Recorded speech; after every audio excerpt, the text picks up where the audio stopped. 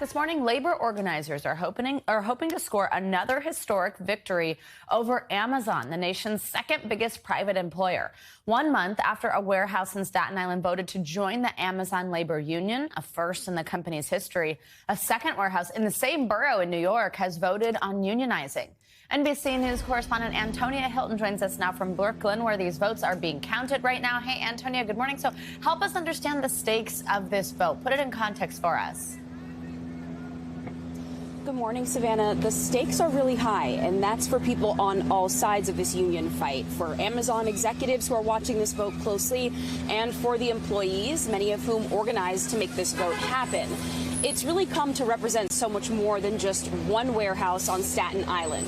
This is really about a question of, are we at the precipice, at the beginning of a new revitalized labor movement? And our Amazon employees, many of whom are very young and incredibly diverse, are they at the front lines of all of this? And the question really for Amazon executives was, that first warehouse that unionized about a month ago that you mentioned, was it a fluke or was it a sign of the future? And so people are going to be watching this vote very closely today, and in particular because this warehouse is slightly different from the first. It's smaller. The employees tend to be a bit more spread out. Many people think if they're able to organize this warehouse, that is going to be a positive sign for organizers, and it's going to make them feel more confident about organizing in the future. And Antonia, how has Amazon responded in the lead up to this election? Look, Amazon has made no secret of the fact they are not pro-union. They have fought this tooth and nail. They have spent over $4 million on anti-union efforts and consultants, according to financial filings. And they've given statements to the media, including NBC News, to the effect that they don't believe that unions are right for their employees. They've used language like, we want a direct relationship with our employees, implying that a union would essentially get in the way. Take a listen to some of our conversations, actually one particular conversation that we had with a worker out on Staten Island about some of what she saw Amazon employees do at her specific site. They started these captive audience meetings where they literally stop production at the end of the shift for an hour at the end of each shift.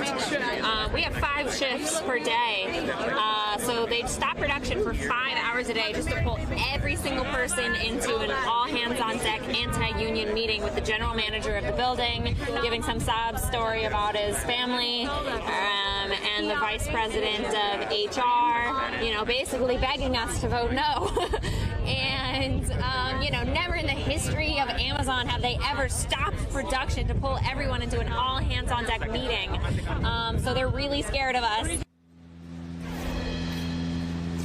Other employees told us that managers at that site on Staten Island had treated them like they were robots. Some described feeling like over the last couple weeks, employees have been kept more separate, more isolated in the warehouse than they had been previously, that they felt that this was an intentional effort by managers there to make sure that employees couldn't talk as much and couldn't organize as organically, Savannah. And Antonia, quickly before I let you go, we know Amazon's still battling the results of that first election on Staten Island. What's the latest with that? That's right, Savannah. So they have filed numerous complaints, and that's against the NLRB. The offices are just behind me here where the vote is going to be counted. And there could be a hearing later this month. And in the event that Amazon's complaints, which essentially boil down to arguing that organizers acted unethically or really harassed or sort of forced employees to vote yes on this vote, that if they are able to bring sort of substantial claims forward, that they could end up overturning that vote. When you talk to Amazon labor union organizers, they tell you that there's no teeth to these claims, and they expect them to ultimately be thrown out, though. Savannah? All right, Antonia, thank you so much. Thanks for watching our YouTube channel. Follow today's top stories and breaking news by downloading the NBC News app.